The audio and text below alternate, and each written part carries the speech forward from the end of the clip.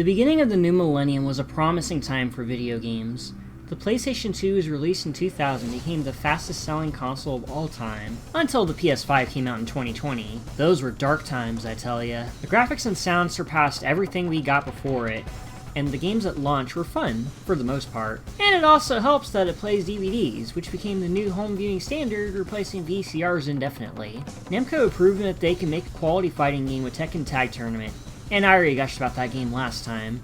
But producer Katsuhiro Harada still wanted to give the PS2 a mainline Tekken game to really show their stuff. And in 2001, the arcade version of Tekken 4 dropped, with the console version answering its way into store shelves the following year. I remember seeing the opening crawl of this game's arcade mode so many times while my mom was shopping at the mall we went to once every week. I was already knee-deep in Tekken's lore by that point, and that opening was so cool that it got me hyped to play it when it eventually launched. Cut to Christmas of 2002, Tekken 4 was one of the gifts of that year, and I was beyond excited. I enjoyed my time with this game as a kid, but I noticed certain elements of this entry that bothered me, though I lacked the critical mind that I have now to articulate them. And it wasn't just me either. I eventually learned Tekken 4 was not only the lowest selling Tekken game at that time, but was also the most divisive and polarizing game in the series. It's been over 20 years since it came out, so is Tekken 4 still worth playing despite the dark air surrounding it?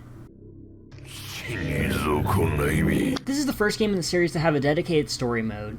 Instead of just fighting on an arcade ladder and unlocking an ending, you have prologues for every character, as well as epilogue scenes to cap off your playthroughs. The prologues are presented very well, with beautifully drawn still images accompanied by narration expertly explaining the fighter's stake in the story. 20 years ago, Kazuya lost to Heihachi and was thrown to the mouth of a volcano.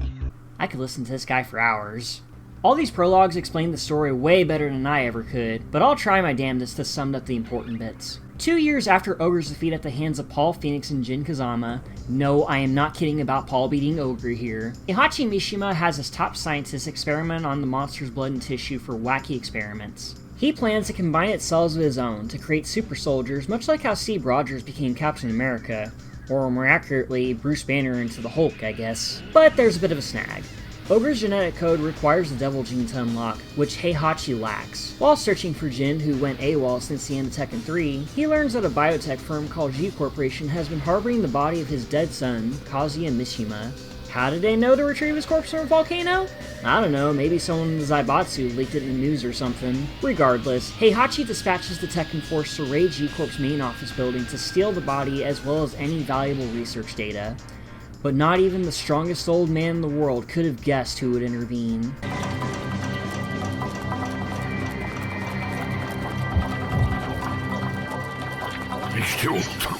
This was the coolest revelation ever back in the day. Kazuya's back!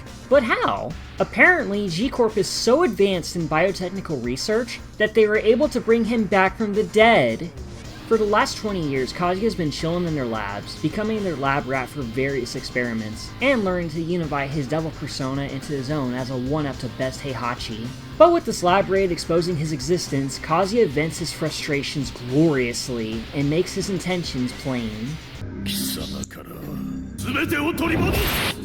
This proves fortuitous for Heihachi, as he now has 2 Devil Gene wielders to learn for his experiment. He then announces the King of Iron Fist Tournament 4, and the first place winner receives ownership of the Mishima Zaibatsu, which basically equates to being king of the world.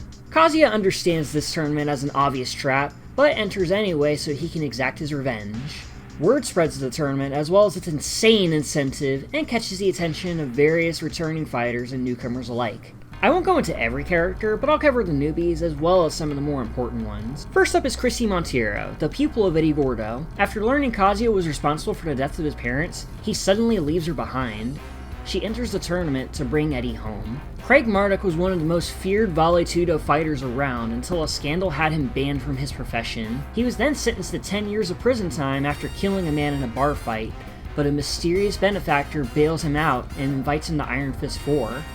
And that benefactor was King! The man Marduk murdered was his master, Armor King, and the Jaguar Man is looking for retribution. Steve Fox is a British boxer with no recollection of his early life and a weird scar in his arm. He was pressured by a crime syndicate to throw a title match but won, putting him on a life on the run. With only a matter of time before they catch up to him, Steve enters the tournament as his last hurrah. Lee Chalon was kicked out of the Mishima family after the events of Tekken 2, and he's been living a life in solitude ever since. But when he learns the Zaibatsu is responsible for the attack on G Corporation, he decides to enter under an alias, the entrepreneur named Violet. Very subtle. He also has a secondary reason besides taking down the Zaibatsu. He enters his company's prototype combat robot, named Combat. Unfortunately, since the prototype was a rush job, it suffers from a bug that wipes its memory of any fighting style it had learned in the previous match. This is a cute little in-lore explanation as to why we have a mimic character, and I appreciate that touch. After Heihachi tried to murder him at the end of Iron Fist 3, Jin had been training in Australia to unlearn the Mishima style for traditional karate. He grew to hate everything related to the Mishimas, as well as the devil gene that turns him into a monster. He enters to eliminate Heihachi and Kazuya and end the Mishima bloodline once and for all. And so the stage is set for Tekken 4. There's a lot of interesting endings here that end up being canon in future games. Like the feud between King and Marduk, which the former triumphs and follows a ladder to the hospital to finish him off. But he sees a photo of Marduk's family and realizes he'd be no better than him if he kills him here. It's a great ending, if you can get over the weird Jaguar mask that is. The Zaibatsu's lead scientist, Dr. Abel, the guy that turned Brian Fury into a cyborg, has some pivotal moments in this game as well. Turns out he figured out how to combine human and devil cells using a program called GenoCell, and it would have been the end of mankind if it went through. Good thing Julia Chang had the hindsight to delete the files, also that he wasn't smart enough to back up his stuff. If that wasn't bad enough, he meets up with Brian, who, in a fit of rage, knocks him into a wall, effectively killing him. What, you didn't think to back up your brain in a flash drive either? Dumbass. Steve was lucky enough to stumble upon some juicy intel about his true origins, and buckle up because this is a wild backstory. Something I hadn't mentioned yet was how that syndicate that Orbit hit on Steve had hired Nina Williams to kill him. What if I told you he was her biological son? Now stay with me on this one. After Iron Fist 2, Nina was cryogenically frozen by the Zaibatsu. Sometime after, Heihachi had his scientists conduct their super soldier experiment on children test subjects. But not just any children, mind you. These kids were spawned from Nina via in vitro fertilization. Steve Fox was a lab baby that was experimented on to become a superhuman. What the fuck? Let's just move on. The tournament progresses smoothly until the 7th match, where it's Jin versus Kazuya. But Jin never shows, declaring Kazuya the winner to challenge Heihachi. On his way to the match, Jin was ambushed by the Tekken force and was taken away to the Mishima's private estate. After the final, Heihachi leads Kazuya to the temple of Honmaru, where Jin is being kept. Upon seeing his son for the first time, Kazuya's devil persona leaks out.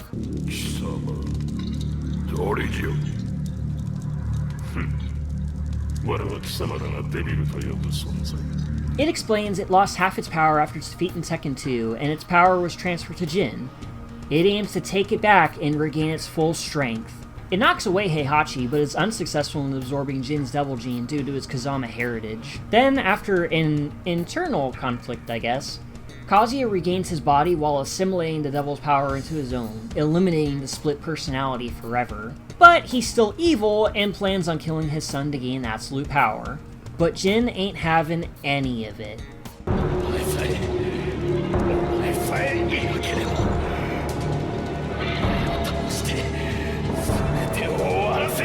After an epic clash, Jin defeats Kazuya, but still has to contend with his grandpa immediately afterwards. But the strongest souled man in the world bends to the young man. Dude trained in Australia, what do you think is gonna happen? With the devil gene taking over his body, Jin prepares the killing blow.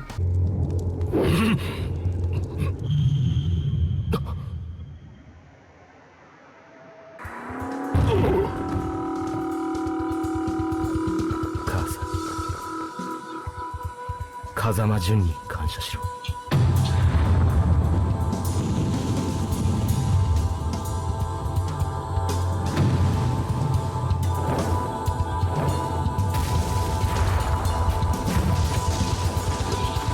Overall, Tekken 4's story is grim and has an air of coldness that is befitting for the attitude-laden period of the early 2000s. Sure, it has some goofy endings like you'd expect, but I appreciate the darker tone they were going for.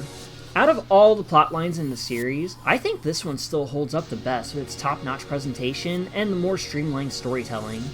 Heck, the foreboding atmosphere oozes everywhere in this game, and you can tell just from looking that they really wanted to take Tekken to futuristic heights.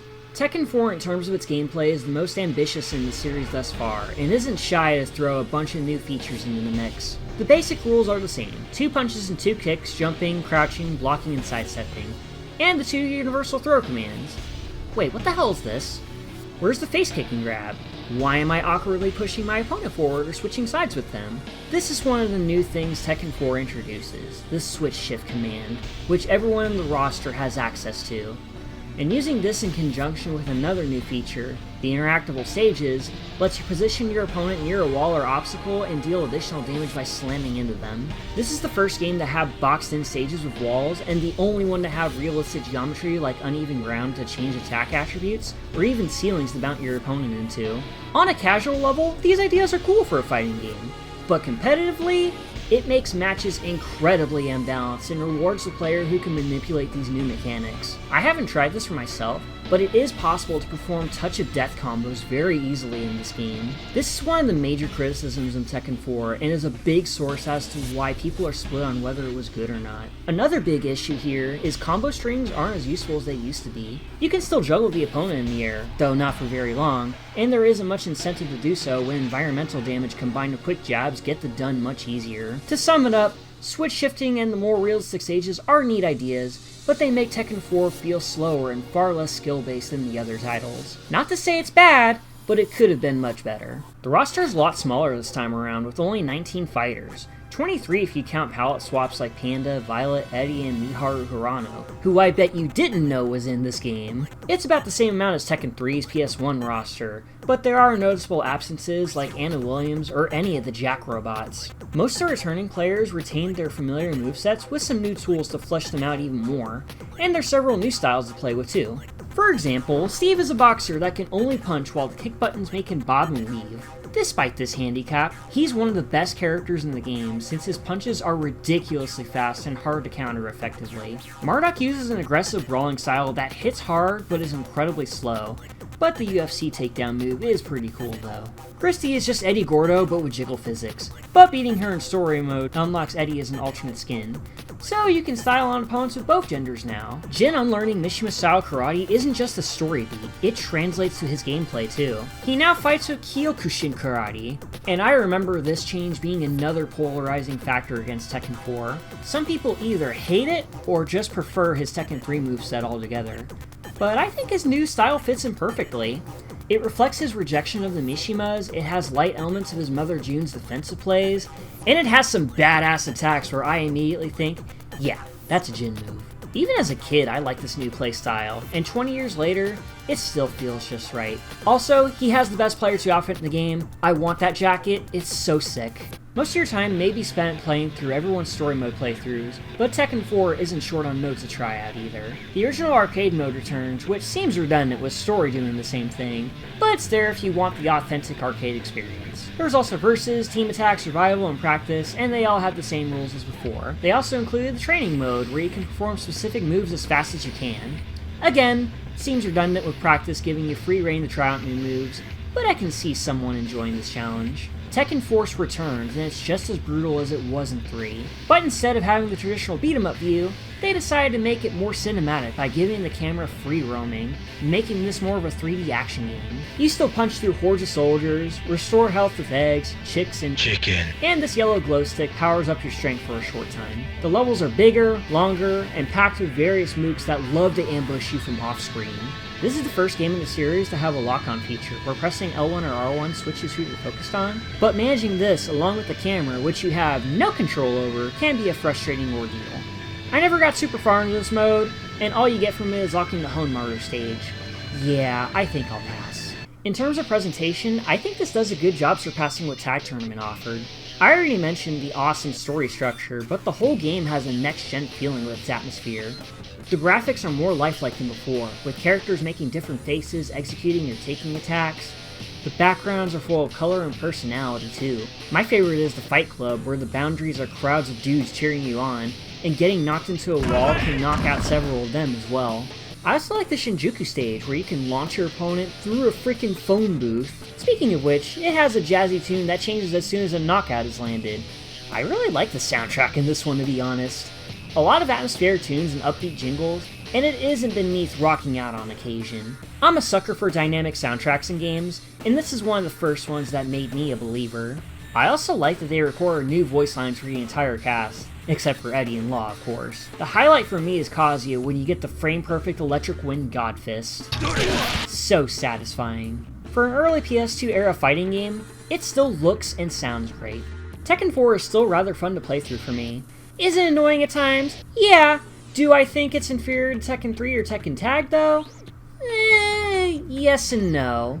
I love the new story mode, the foreboding atmosphere, expanded character movesets, and the music, but the switch shift and stage hazards are a point of contention, and make Tekken 4 set itself from its peers for some of the wrong reasons. It's the most experimental game in the series, and while it reviewed pretty well, it was the lowest selling game in the series by far, and one that most people don't hold in high esteem. I enjoy it just fine, but that's just me. Next time, we're going to take a comprehensive look at the last PS2 numbered entry, and possibly the biggest turnaround in the series history. Until next time, thank you all for watching, and have an awesome day. 三島の血は俺が断つ。